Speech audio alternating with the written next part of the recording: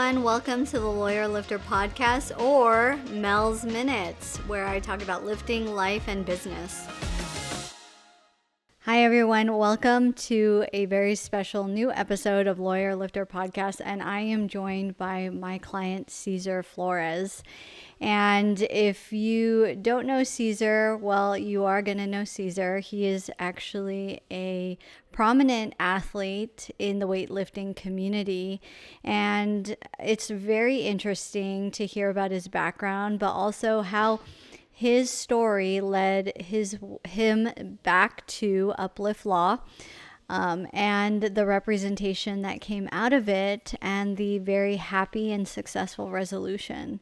So, Cesar, you are part of the weightlifting community, but you are a serious part of the weightlifting community because your goal has been to be an Olympian. So why don't you, for everybody involved, just give us some background on, number one, what is weightlifting? And then two, how did you start as a weightlifter? So for the last, I would say almost a decade, so right around 9 years, I've been an Olympic style weightlifter. So snatch and clean and jerk. When most people think weightlifting or my style of weightlifting, they always ask me, how much you bench, but it's snatch and clean and jerk. So I've just been doing that for the last 9 years. And this past December was actually the first national level competition that I had actually won. So after 9 years, finally getting to a point where, my career is at an all-time high, and definitely trying to push it further. I had won that first meet of mine. And it's just been, weightlifting is tough, and being a part of the community, I've seen it grow, and it's kind of grown around me. And as I've been doing it longer and progressing, I've become more and more entrenched within that community. And it's been a wild ride. And I want to pause because actually, when the Olympics takes over, you do hear a lot about the struggles of the athletes and their commitment. So I do want to pause and say what Cesar does. Weightlifting is a strength sport. And when he says, I don't really say about bench press, well, that would be my sport, but weightlifting is overhead stuff. So what you see, when Cesar says clean and jerk, those movements that are overhead. And also as a strength sport, it's the competitors lift and also are categorized by their weight class. And when Cesar has said, I've been doing it for the past 9 years, it's not just I'm gonna do it. It's like a crazy commitment to changing your lifestyle, to your goals, to the way that you eat, the way that you think, the way that you carry yourself. Everything revolves around the decision to pursue a sport at a level that is meant to compete at the highest level, which would ultimately be the Olympics. So, when anybody has seen these bios during the summer and winter Olympics, this is Cesar who has committed his entire life to this sport.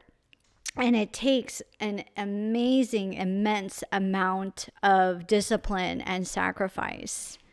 So, I know that there's this guy, Ashton Hall, who everybody is talking about with his morning routine as someone committed to this sport. And the reason why we're talking about it is because what happened to lead to Uplift Law's representation of Cesar fits really importantly in how Cesar has conducted himself for the past 9 years. What is your morning routine? What does your day look like as just someone who's really trying to get to that top level of athleticism? That's a good question. So in terms of what my week looks like, I'm training 5 days a week. In those 5 days, I'm doing now 8 total sessions. So Monday, Wednesday, Friday, going in the morning. So I wake up, wake up, have breakfast, have like a quick meal. I'm in the gym by probably 7. And then from 7 to 8, it's just a bunch of accessory bodybuilding stuff. Come home, I'm working basically from 8:30-ish to right around 2. Somewhere I have to squeeze in at least a meal, and then go back to the gym at 3, and then warm up from 3 to 4, and then depending on the day, I'm training from 4 to maybe 7. But I'm doing that, and I've been doing 5 days a week since I've started, and that was, like I said, 9 years ago. But now as everything's been ramping up and everything's becoming more and more intense, the sessions themselves have really upped. The quantity of them has really gone up, and it's definitely tough because it's trying to balance not just weightlifting, because I've oriented my life around that, and that's kind of the decision that you have to make when you want to be a high level athlete in general, that sport takes over. Everything you kind of do is extracurricular. So when it comes to work, and I actually work 2 jobs, so when it comes to work, having to schedule around that, it is tough because I don't really get the free time that someone who does it recreationally does. And then especially with like the only brevity you really get is like the weekends where you train. Like I train early in the morning on Saturday to have the rest of my weekends full. But because of that second job, I'm usually working, right? Either I have to modify my week, or so I train 5 days in a row, or after training on Saturday, I get ready and then just go to work, and then same thing on Sunday. So it's really just constantly going. So being really prepared, being really disciplined when it comes to, I have to be at the gym at this time, so everything has to be done beforehand. And then especially when it comes to food and nutrition and everything, if you're operating at a deficit and you're always trying to like constantly cook something or make your meals as you're going, something like some random event that pops up in your day that you have to go take care of, if you're not on top of it, that's where everything kind of gets messed up. And then, and then one thing leads to another. You don't eat, then you go to training, and then training now is worse. And then it's just a vicious cycle. So I want to also just pause and say that when Cesar says, like, not only is he training to get to the highest level of athleticism, which is the Olympic team representing the United States, he said that he trains 5 days a week, and that is appreciate that the wear and tear on the body. And then also to ensure the nutrition is spot on, because at some point, the body needs to recover to be able to continue to lift those heavy weights. And just so let's talk in pounds. My sport, as well as Cesar's, we speak in kilograms. And so you compete in the men's what weight class? Plus 109. So that's the super heavyweights. 109 kilos, which is roughly how many pounds? 110 is 242 pounds. So it's like 240 pounds. 240 pounds, men weightlifting. That's his weight class. Yeah, but plus. So yeah. That's right. Because so he could be really, versus my weight class, like Cesar can hang out. Like people misunderstand, like, oh, Cesar's just a heavyweight. But, it does. The conception of like, oh, you're heavy so you can just lift, that's absolutely not true. You cannot just eat like a house and expect to perform at that high level. You have to eat very balanced in order to use everything in your body to max out those lifts. And so right now, what is your highest weight lifted for the clean and jerk? My best clean and jerk from the floor is 202 kilos. and then or 202 kilos, so it's 444 pounds. Then my best, I've cleaned 210 from blocks, so that's 462 pounds.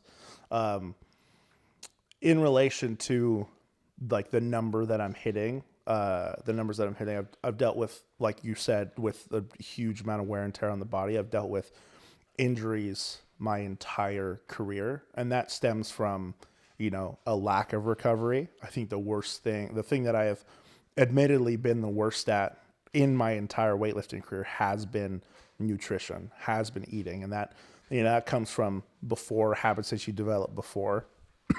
But yeah, so really, as this last year has gone on, that has really been the main focus on trying to get that dialed in. And Right. it's definitely shown. Yeah. Yeah, it's definitely shown. Absolutely. And so what is your best clean and jerk My and snatch. snatch? My best snatch from the ground right now is 162 kilos. That's 356 pounds. Yeah. Yeah.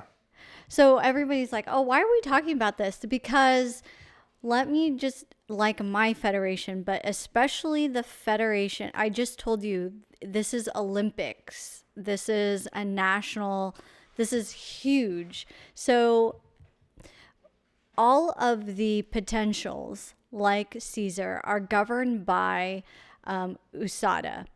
And that means that there are specific rules, not only as to form, what qualifies as a correct clean and jerk, what qualifies as a correct snatch, but most importantly, that the athlete that is lifting and who qualifies and who gets to that platform is drug-free.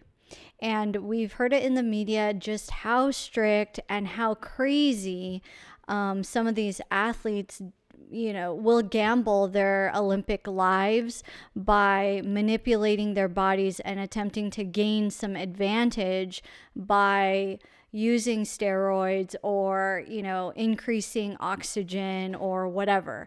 This is different though. You've heard it for when I've talked about my competitive my competitions and the rules that govern my sport. When you are trying to cut to a certain weight class, you can manipulate water intake, fiber intake, but essentially your body is clean.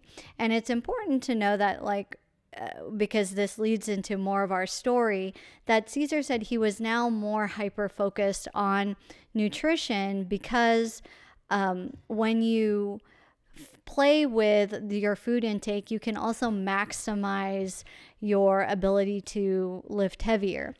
Now, why did you come to me? So after the American Open Finals in December, like I said, that was the first meet that I had done, that I had the first national meet that I had done, that was one that I came out on top. I won. And the protocol for everything really is to, after you compete, you get drug tested. The top 3 athletes get drug tested, and then there's 2 randoms. So they can pick 2 random people in the session that they can just test. But if you're in the top 3 at any national level meet that USAW puts on, you're going to get tested.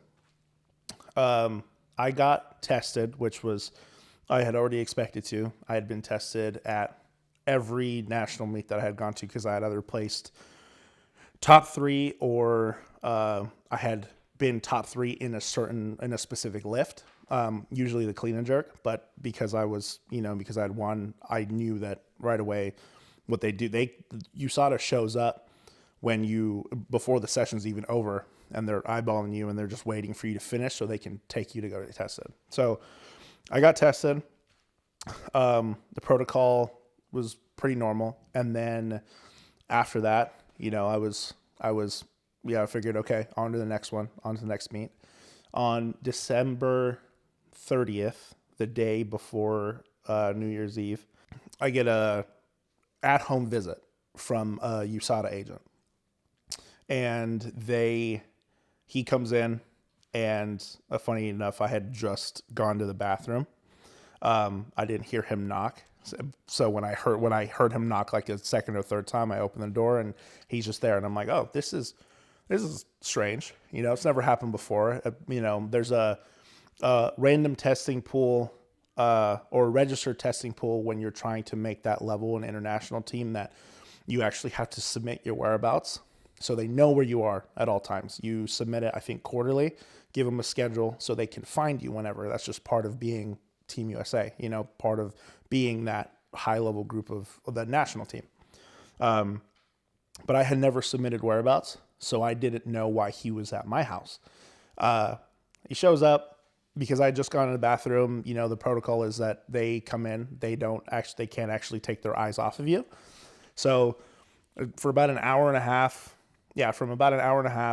him and I were just kind of chit-chatting. I was eating my lunch and we just got to talking.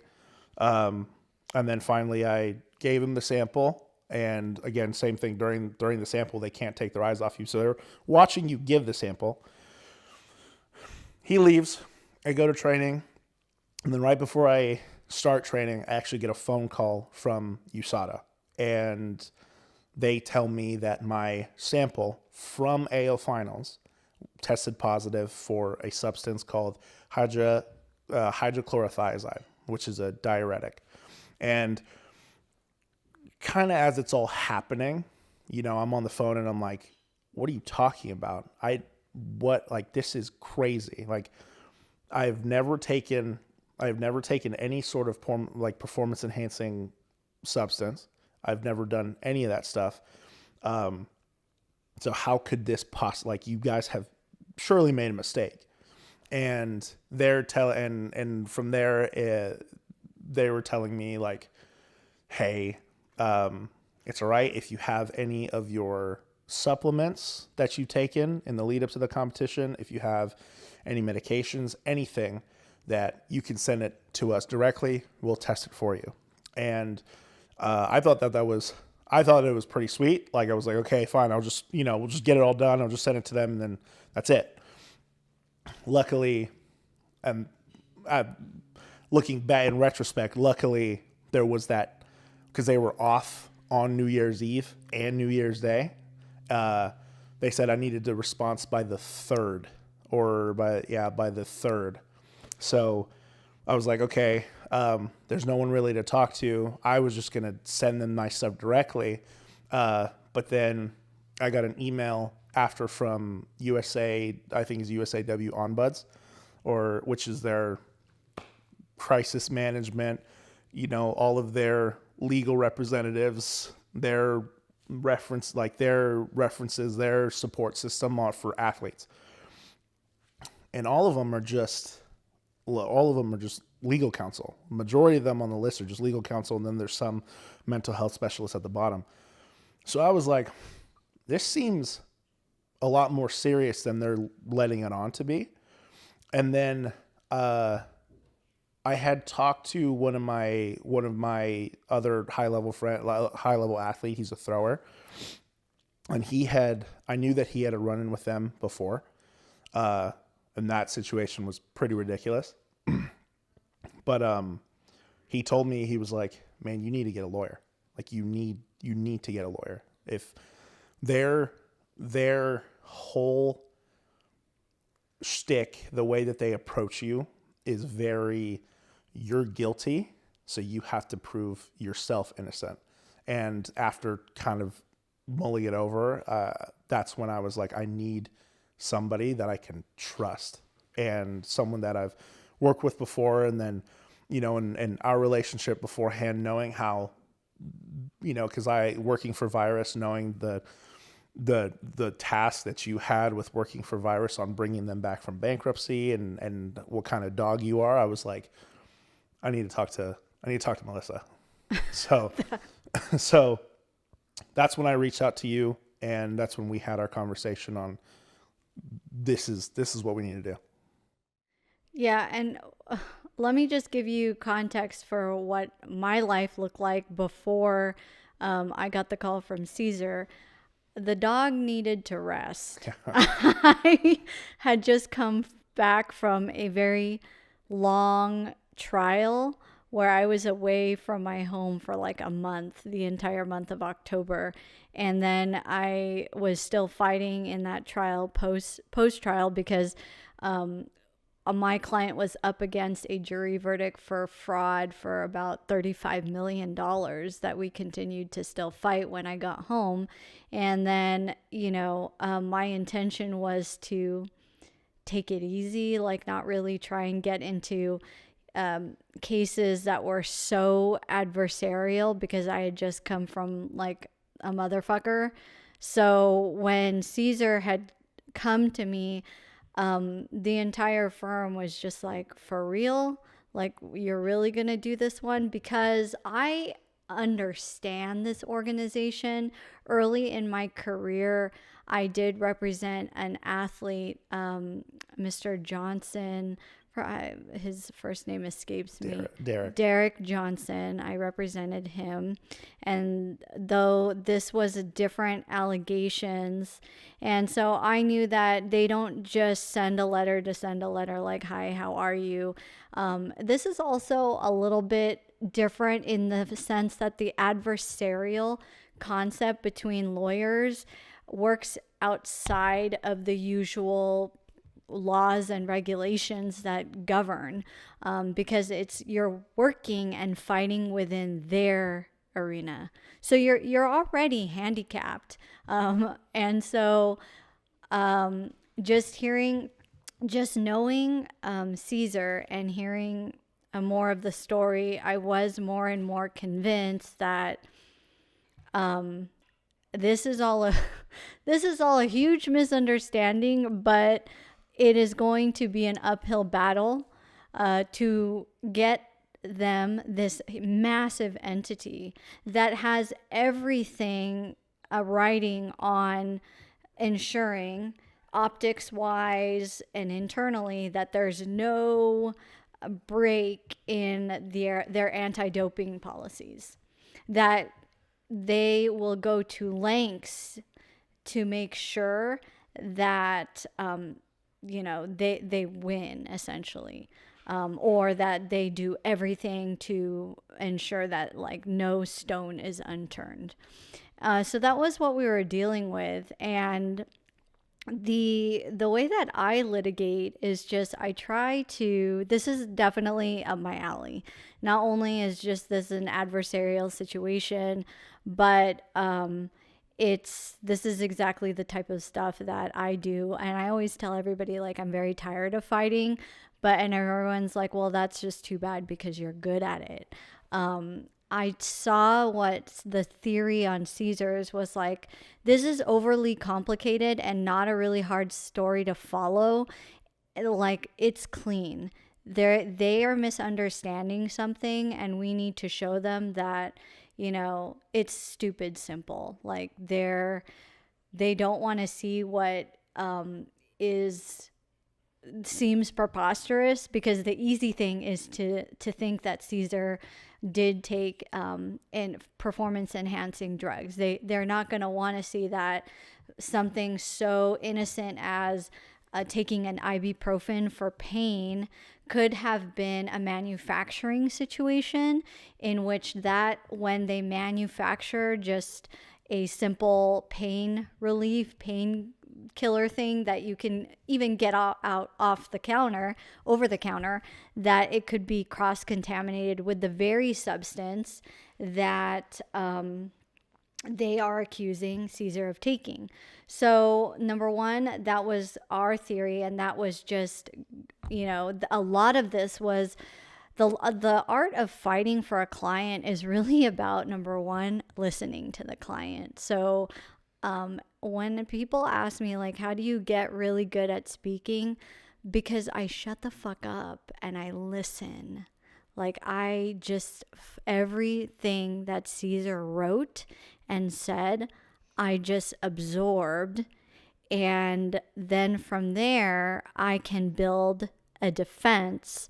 What was difficult, kind of like a dance with Cesar, is that he dedicated his entire life to this organization. So we weren't about to go like, oh, you're just so stupid and wrong, because we wanted to provide respect and also plan for the fact that he would win and that he would return to this organization and meet his goals at that level. So the defense had to be aggressive, but not too aggressive, pointing out you're wrong, but not really, really pointing out you're wrong. So the number one thing was there could be a possibility in your own procedures that you didn't account for a potential cross-contamination. We just needed to plant that seed and have them run with it and have them like take that bait and try to find out if they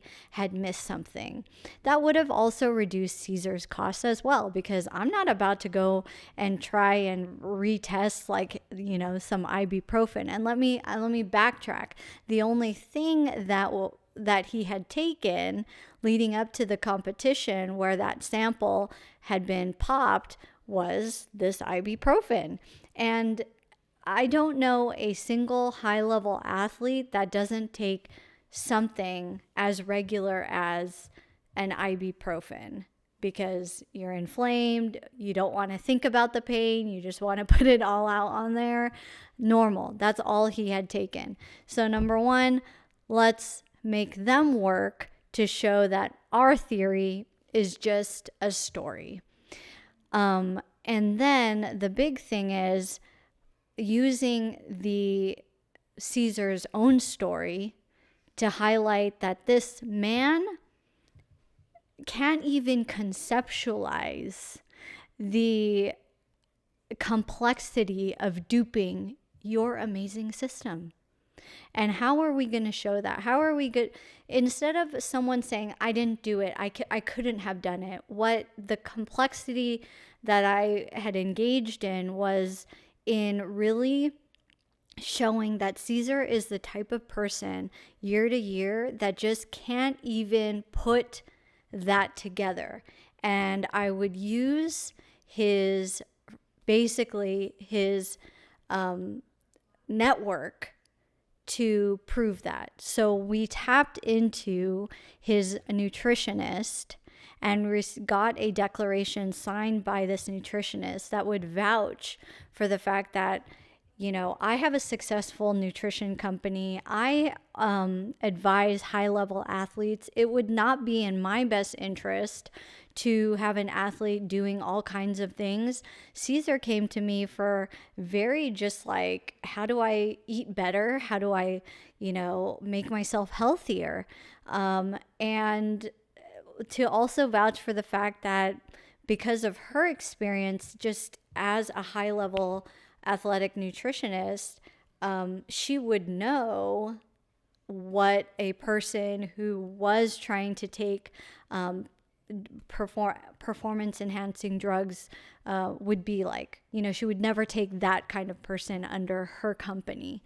And she did vouch for, because of my experience, like he was not even thinking that way. With those theories in mind, that's how we, instead of just saying we're right, the defense was creative to show that maybe you should look into this more and use your resources to say that I'm wrong. And that's exactly what happened.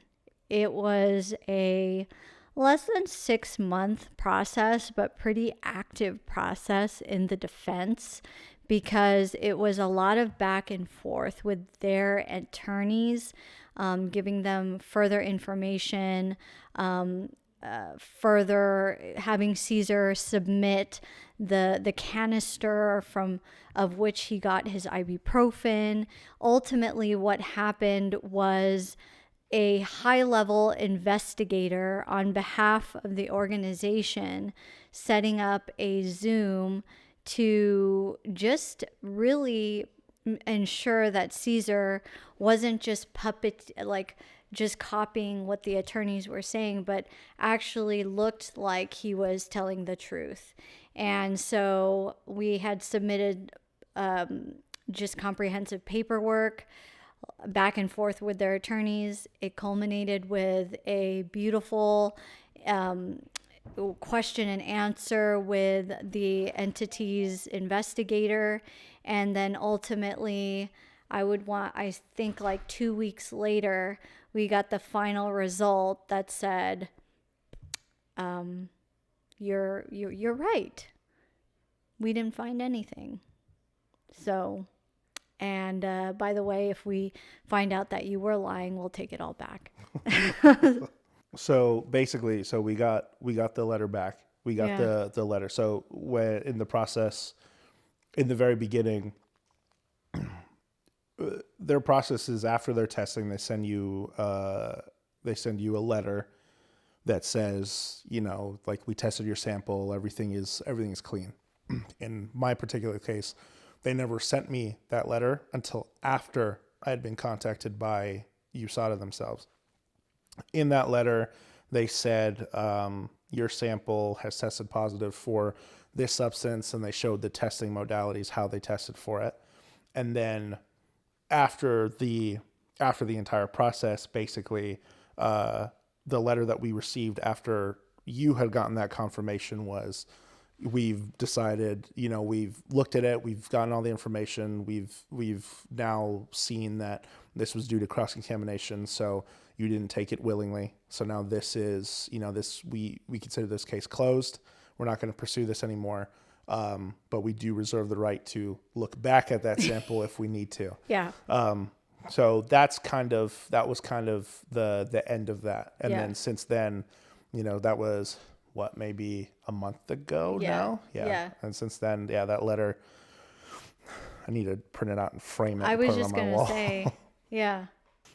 So, you know, definitely from the beginning, everything kind of was flipped upside down. It was one of those things where a real huge identity, kind of an identity crisis, where it's like, and this is what I've dedicated the last 10 years of my life to, almost 10 years. You know, I'm 27. I'm 27 years old. I've been doing this sport since I was, 18. And I've orientated my whole life, my career, my jobs. I've, missed out on opportunities to go and do things because of this sport, because I wanted, this sport was the vehicle that I chose, and this is where it was taking me. And where I'm at now is definitely in part of the connections and everything that I made with weightlifting. So the when USADA comes and they try and pop you, again, like right off the bat, we were talking about how adversarial it was, how it's your fault, you're guilty until you prove yourself innocent. And I have other weightlifting friends who have had run-ins with them who have not been so lucky. Like they are serving sanctions for whether they are guilty of it or not. When USADA comes and you do get sanctioned, the things, they effectively take kind of everything away from you. One of the big things being, if you get sanctioned, you cannot be affiliated with any USAW clubs. So that would mean that because I was facing up to 2 years, I was facing a 2-year sanction right into the first 2 years of a quad, which would basically make trying to qualify for the Olympics at the end of the 4 years, the 2026 to 2028 period, almost impossible. Improbable, not impossible, just dependent on what I do with those 2 years in terms of training and in terms of working and still trying to go for it. But in facing a 2-year ban, when you get sanctioned, you can't be affiliated with that club. So I would have to have had left SoCal. Like I would have had to find somewhere else to train. I couldn't, you're not allowed to talk to your coach, talk to your teammates, you can't affiliate with anybody, because they assume that because you're guilty, that you are going to then try. Poison everybody. Yeah, exactly. So this has been my life up to this point. And then now you're putting me in a position where I'm not going to have my teammates. I'm not going to have my coaches. I'm not going to have all my time is spent in weightlifting. All my time is spent at the gym. That's what I do every single week. So all of my support system, all of those people that I see every single day, I'm not going to be around them, you know? And me personally, I've struggled, and I've struggled my entire life with mental health issues. I mean, one of the reasons why I started weightlifting was to try and deal with my depression and my anxiety, you know? So, and I've managed it better and better over the years, but still it's these people, this group, this sport is my life and is what has helped me so much. So effectively being taken away from all that, that was probably one of the most daunting parts of it. Just what was going to happen? Where was my mind going to go? How motivated could I have been to train for 2 years if I wasn't training with my team? Like, not to mention like struggling with suicidal ideation and stuff like that my entire life. It got really dark for a minute where I was like, this isn't like, you're taking my life and everything I have away from me. And you know, it got really, really dark in that situation. And then luckily being able to, you know, I'm still dealing with the residual effects from all that stress and anxiety now, where during that block of training, because it had effectively gone for 3 months. It had gone for 3 months. And a lot of that training and a lot of those heavy lifts that I did during that time, like if you look back from, I would say like January 1st to right around the start of the middle of March, a lot of those heavy lifts and a lot of that stuff that I was doing, that motivation was a lot of anger and a lot of frustration, a lot of spite. And when we got the result that we wanted, that spite and energy kind of dissipated. And I'm struggling now with trying to rebuild the motivation for the rest of the year. Just because I was so mentally taxed on everything. It was really difficult. It's still really difficult now. But you were talking about my nutritionist and getting the references from them and to Anita, that like Anita Richardson. She's my nutritionist. Her husband Luke is, I would consider him like a pseudo father figure, because them two together have really helped me. But Anita was she's a Olympic gold medalist in the swim, world record at like 16, 17 years old in the swim. So she's been an athlete her whole life. And I didn't know until I actually read that letter where during one of those meets where she had gotten second place to an athlete who was then proven to be doping later. So when she wrote in the letter how, she would never work with anybody, because she knows personally the consequences of losing to somebody who is cheated, that's personal for her. So it was really nice and really heartfelt for her to step in and do that. And huge, on top of all the work that you have done and all the support that you guys have done to help me, a lot of my teammates, a lot of my friends, a lot of my coach, all of us, all of them, they really were the reason why I was able to get through it as unscathed as I did, in terms of trying to keep my head above water. Because that's really all I could do, because there was a point right in the middle of all of it where I didn't really have that much hope.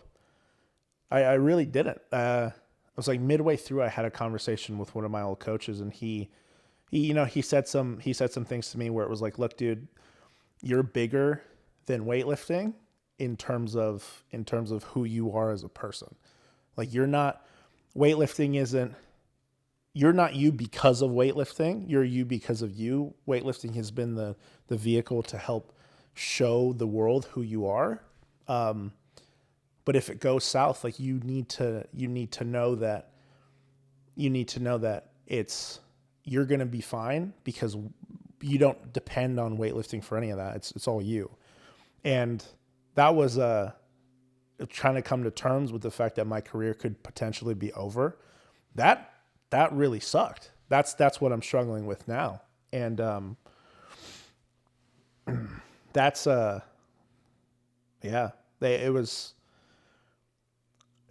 when you were talking about showing how this would never even cross my mind to do this, and that's true. I've never thought about taking any The other thing too is it's a diuretic, and I'm at the time of competition I weighed in at 159 kilos, which was like 350 pounds.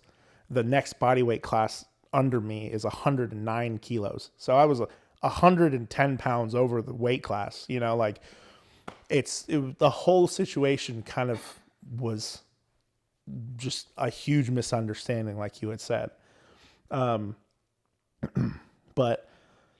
I had spent, like you said, like I had spent my whole life kind of dedicated to USAW and weightlifting and having to adhere to USADA and everything all the guidelines that they put into it, because that's just a part of it. Drug testing is just a part of it. And I had talked to some of my friends who, when I explained the situation to them, some of my other high level weightlifting friends, they were like, man, what you went through was a nightmare. They're so worried. Like they've been so worried that the same thing would happen, and they've accidentally taken something was in a supplement or a medication. Like that's a nightmare situation to be in. So, I had spent my whole weightlifting career doing everything that I could to make sure that didn't happen.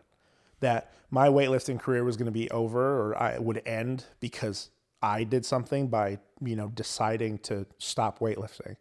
And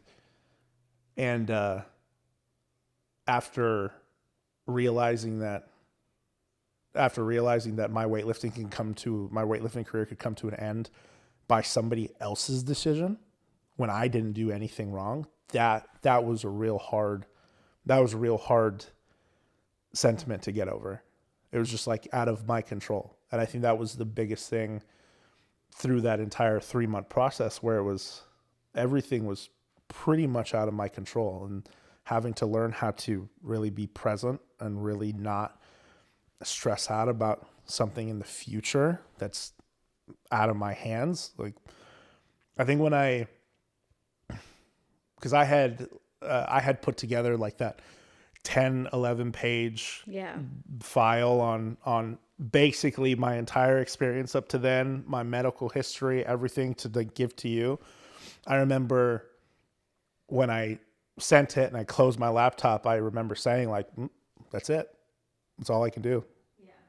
And I was like, it's out of my hands now. And luckily the hands that I gave it to were somebody so capable and so, because I wasn't aware that you had just come off of that trial and that you weren't really looking for anything. So knowing that now, like it really makes me, I really do appreciate a lot more that you were willing to step in and help me. That does mean a lot. So,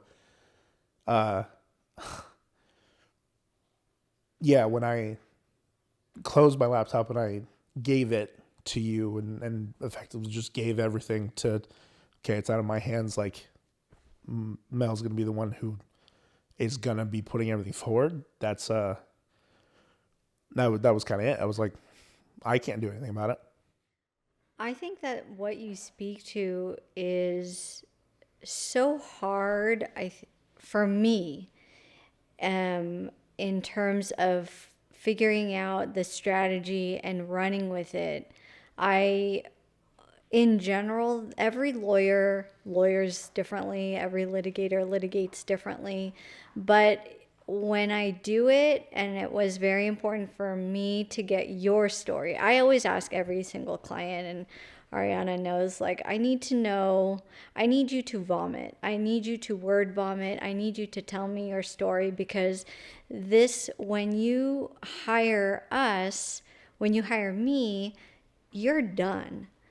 I have to be you, and I have to know like what you're all about. And a lot of people kind of, you see it on TV. Everything is so seems so black and white, and seems so aggressive, and seems so hyper. But like, I think that the success of the way that this firm litigates and represents is because we still humanize, and we sit as exactly like you. And just it is so much trust, because I knew yours hit particular. That's why the firm was so like, we're really going to take Cesar's case, because not only was it like, aren't you said like, you want to rest or whatever, but also like that hit really close to home, because I know what it's like to be an athlete, and I knew where you were coming from. And part of my awful job is to actually get into so much of my client's story and psych, to see if maybe you did do a little, maybe you did make a mistake, maybe you did fuck up, which is like the first thing was like, give me, my first conversations with you were really hard. Like, what are the rules and policies? Like, did you read this? Did you do that? So, because I got to scrub. I got to see like where the weak points are. What do I have to do to like manage client expectations?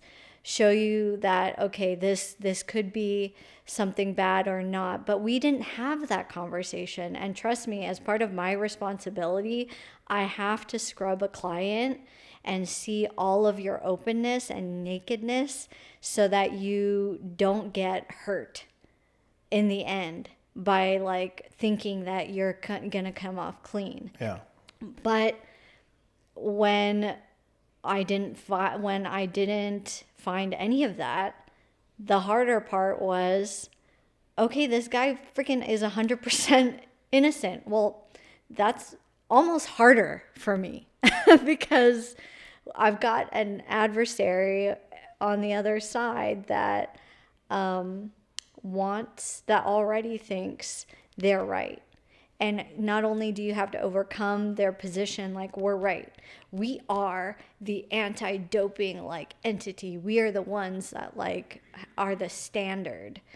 That was the art. But really, if I'm going to say like any win from this firm, it actually comes from the stories of the clients. Because I don't go fighting unless I believe, and unless I got a good story to tell. And yours was like a very good story to tell. Yeah. Yeah. I think the part, it was interesting because the part that I think you're referring to is not only just like the weightlifting part of it and being dedicated to it, but a lot of it was the, I would say probably, let me ask you that. What do you think was the part of the story that stood out to you? The part of the story was to show that the crazy thing, because you have to like take yourself out from like, this is happening to me, and think about the big picture. Like, I know this law firm that sits as counsel for this massive organization has heard your story and has prosecuted your exact thing. So I had to think about, this guy has heard the sob story. I've dedicated my entire life. This isn't me. It could be a manufacturing issue. He's heard it. Yeah. And how many of those stories actually came out as true? So I would say the thing that stood out to me that I already appreciated was like, this is not a news story, but it's a story that actually is real. And this guy needs to be able to open his mind and actually think like, oh shit, of the hundreds and hundreds of Caesars that beg and say like, I've done this for my entire life as a kid, that's cross contamination, like this one's actually a real thing. Yeah. That's where to buy credibility with that organization and with that attorney. Yeah. That's what was in my mind. What did he say to you? When did he call you, or was it an email? He called me. What did he say to you? So he had let me know that I like a bunch of fluff, like Yeah. a fluff, like blah blah blah, and then the case ultimately is you're going to get correspondence, and the case is ultimately closed. The client has gone through all of the paperwork and the procedures, and that's. But I think there was a part, because you told me, where he said that this case was tough. Yes. Yeah, that part. That's Yes. that's what stood Yeah. out to me. But he said that it was tough.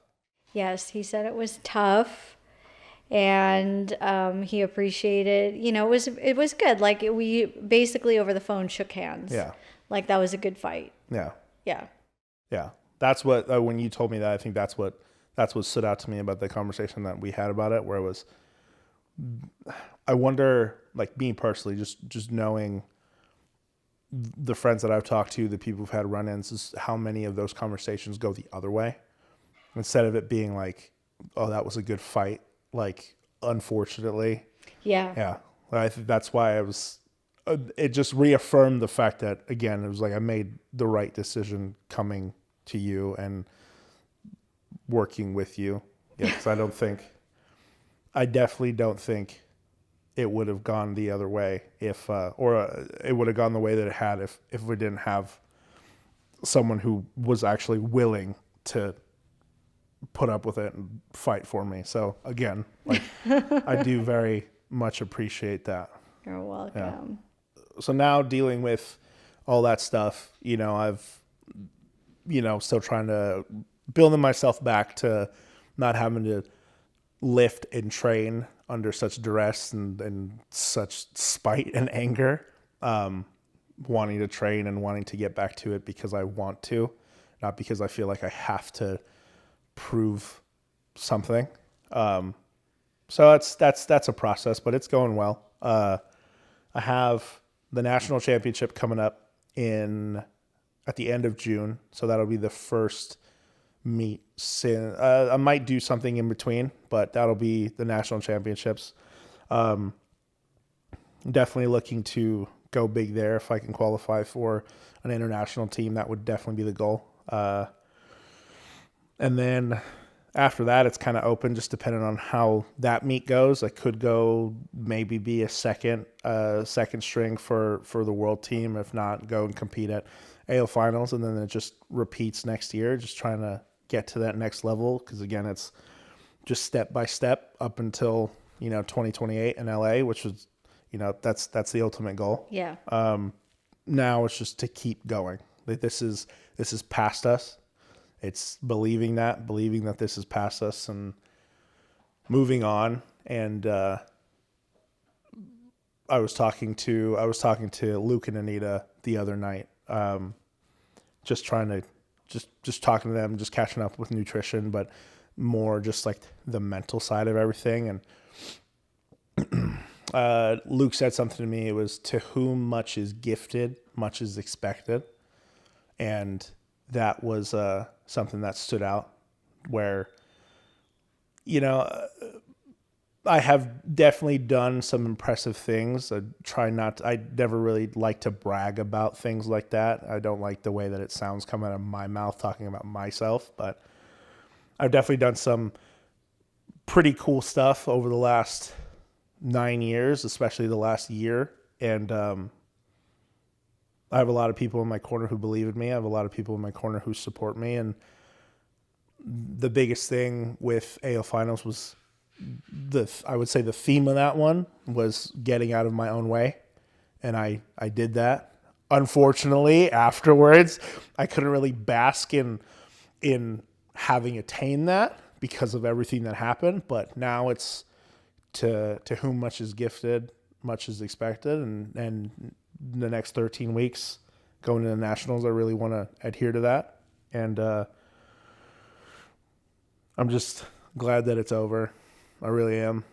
But yeah, if you want to follow me on Instagram, my handle is at WLCZAR. You can watch me lift some fun, heavy stuff and be funny and somewhat manic on my social media platforms. So thank you so much, Cesar. I love the story, and the story continues. It was a beautiful win, and we're very excited to see what else is next. Thank you. And that wraps up the Lawyer Lifter podcast, aka Mel's Minutes. Catch this episode on Apple or Spotify. See you next time.